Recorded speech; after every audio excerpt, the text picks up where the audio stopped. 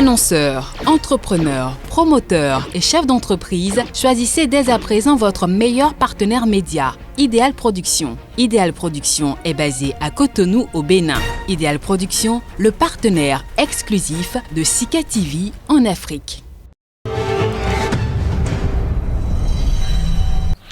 On fera découvrir la revue de presse du jour que je viens maintenant déjà en position.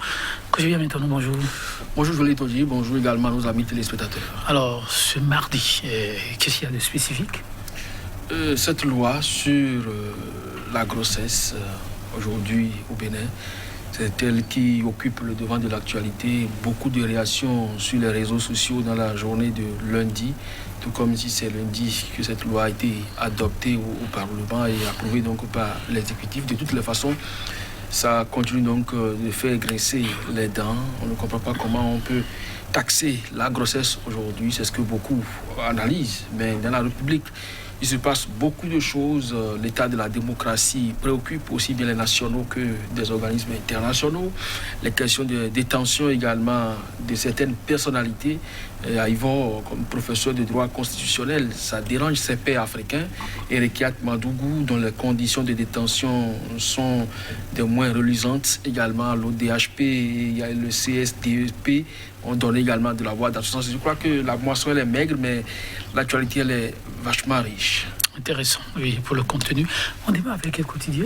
Actu Express qui affiche ce matin comme entre autres titres, après avoir obtenu 86% des suffrages exprimés, Talon seul face à son destin, seul avoir été réélu, seul responsable devant le peuple souverain et face à l'histoire, écrit ce journal, et puis préoccupé par l'évolution de la démocratie béninoise, les pertinentes observations des États-Unis d'Amérique. Vous avez l'intégralité du communiqué de presse rendu public à ce propos dans les colonnes du journal Actu Express. Dabarou, à propos de ce code de l'enfant en République du Bénin, eh bien, l'incongruité d'une loi de 2015 sortie des placards, écrit ce journal. Les Béninois s'indignent et protestent, constate-t-il, et puis organisation des élections en Afrique. La Sénat du Bénin sur orbite, nécessité de pérenniser les acquis de l'institution. Le journal La Dépêche, cette fois, lettre ouverte au président Patrice Talon.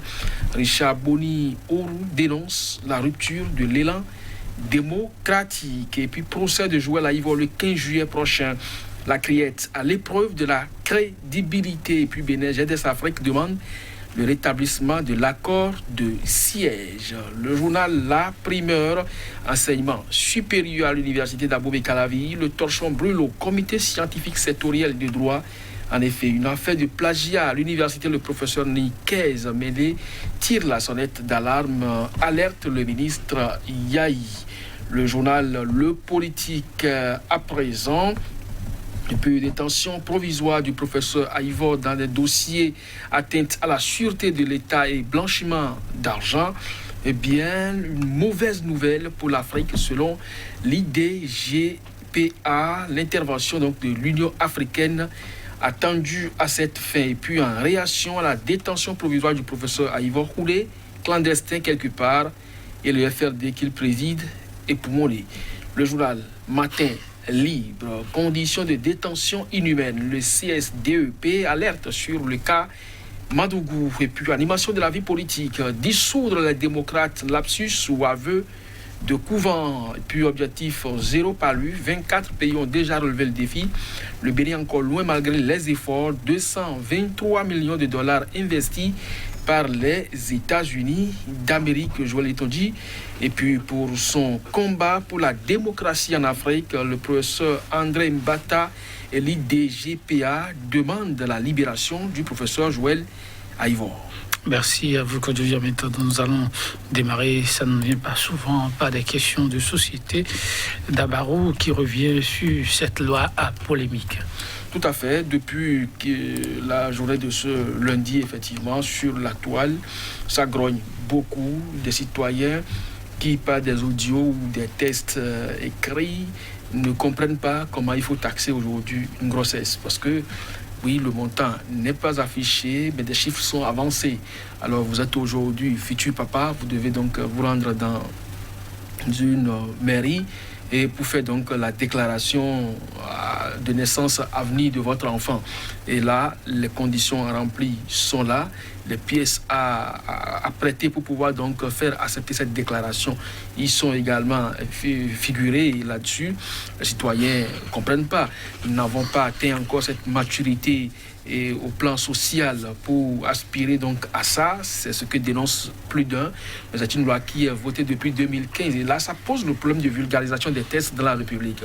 Lorsque un matin vous sortez des extraits comme ça d'un pan de tests adoptés depuis 2015 et qui comporte un certain nombre d'articles que vous n'avez pas rendus disponibles pour que le bas peuple puisse donc s'approprier, même des intellectuels se désolent de cette nouvelle disposition. Mais voilà, c'est une disposition qui est là depuis 2015, donc 6 ans déjà que ça existe, mais personne pratiquement n'en est au courant aujourd'hui. C'est là, ça s'impose pratiquement.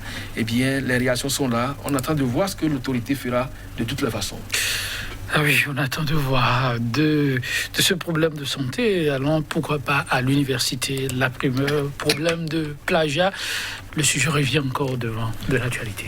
Malheureusement, vous vous rappelez, il y a 2 professeurs qui ont été épinglés courant 2019-2020 pour des questions de plagiat, ce qui a jeté un peu de discrédit sur la qualité de ces enseignants et même ce qu'ils dispensent aujourd'hui comme formation. Le chef de l'État est allé jusqu'à croire qu'ils sont mal formés. C'est le cadre supérieur. Ils n'ont pas quand même réagi autrement. C'est juste fait des propositions au chef de l'État pour améliorer donc la gestion des universités. Se dit simplement que aujourd'hui, ce sur quoi Nikes Mele est en train donc d'attirer l'attention du ministre de l'enseignement supérieur. C'est une question de plagiat encore une fois. Je crois que si cela s'avérait, il est donc plus que impérieux que des commissions d'enquête soient diligentées au niveau donc de l'université pour savoir véritablement à quoi tout ça retourne. Parce que dans ce centre de savoir, même si on pense qu'ils sont mal formés, il y a quand même des professeurs, des enseignants de renom. Et pas des moindres, on ne veut pas les citer forcément, mais ils sont là et connus également de leur père. Donc si on ne peut quand même pas emprunter le bon chemin et juste pour pouvoir obtenir le parchemin qu'il faut, il vaut mieux s'arrêter là où s'arrêtent également ses compétences. Maintenant, s'il faut tricher pour avoir les diplômes, ça ne vaut pas la peine parce qu'à la fin, vous formez également des cadres au rabais et c'est quand même dommage pour le système à venir. Donc si effectivement il s'avérait qu'il y a également ce cas de plagiat, mis à part les 2 que l'université avait déjà connus, je crois que c'est suffisamment inquiétant et il faut regarder de ce côté. Il faut regarder de ce côté quelques notes politiques avec Matin Libre, cas d'arrestation de figures politiques, le cas Ricky Amadougou. Oui, je crois que aussi bien Ricky Amadougou que je vois là, il va peut-être sur ça on peut en revenir, mais actuellement, je crois que le comité de soutien aux détenus exilés politiques a donné de la voix aux côtés donc de l'ODHP pour dire que les conditions de détention de Ricky Amadougou ne sont pas des plus reluisantes, comme je l'ai dit tout à l'heure. Parce qu'elle est privée du minimum pour se sentir quand même à l'aise, parce qu'ancien ministre, et elle doit quand même bénéficier d'une certaine condition de détention, encore qu'aujourd'hui, aucun chef d'accusation, il n'est pas condamné jusque-là. Donc c'est des accusations qui sont portées à son encontre. Elle est dans les liens de la justice, juste en attente de son procès. Et là-dessus, on ne peut pas la traiter comme ce qu'elle vit aujourd'hui. C'est ce que dénonce le CSTEP, qui pense que pendant que des prisonniers jouissent d'un certain privilège, vous savez, il paraîtrait qu'il y a des prisonniers qui ont des climatiseurs dans leurs cellules, qui ont des ventilateurs, qui ont quand même des fours et autres, donc qui sont à l'aise plus ou moins, mais une ancienne ministre de la République qui est portée donc par un parti politique devrait donc aller aux élections présidentielles et qui a été arrêtée dans ces conditions que tout le monde a vues et constatées et qui aujourd'hui est privée donc du minimum parce qu'un jour sa cellule a été envahie le 15 avril pour être plus précis et donc vidée complètement de l'essentiel pour qu'elle puisse survivre. Aujourd'hui beaucoup plus au-delà donc de ces conditions humiliantes, on parle de sa santé qui est dégradante. Moi, je n'ai pas fait le constat, mais c'est ce qui est rapporté. Donc, quand c'est comme ça, ce n'est pas forcément faux, parce que ce sont ces avocats qui ont parlé. Donc, c'est dire simplement que les autorités en charge des maisons pénitentiaires doivent regarder quand même du côté de Misrité, surtout dans la cellule de Ricky Amadougou, savoir ce qui s'y passe. Et s'il faut qu'elle aille se soigner, il faut le faire, parce que rappelez-vous, il y a eu des prisonniers célèbres ici qui ont bradé le domaine public, qui ont été qualifiés de bons prisonnier et finalement bénéficier d'un voyage pompeux à l'extérieur. Donc, c'est dire simplement qu'aujourd'hui, si la santé de quelqu'un est dégradée, il vaut mieux lui permettre d'aller se soigner, quitte à revenir répondre de sa chef d'accusation. Oui, on suit autre sujet qui défraie aussi la chronique avec la dépêche. C'est le cas du constitutionnaliste Joël Aïvo. Oui, son cas préoccupe au-delà donc du Bénin, parce que Joël Aïvo, au même titre que Rekiat Oumansogou, c'est vrai, il n'a pas été ministre, mais c'est un constitutionnaliste de rang international. Il a participé à élaborer des constitutions sur le continent. Il est aussi un expert de l'Union africaine dans ce domaine-là, dans le domaine de la promotion de la démocratie et du constitutionnalisme. Donc, de ce point de vue, ces pairs de la République démocratique du Congo, en dehors donc du Sénégalais, sont revenus sur non seulement ces conditions d'arrestation, mais de détention, pour dire que c'est un coup qui est porté donc à l'Afrique, au moins sur le plan du respect des principes constitutionnels, parce que quand on parle de la démocratie, c'est le respect donc de la Constitution.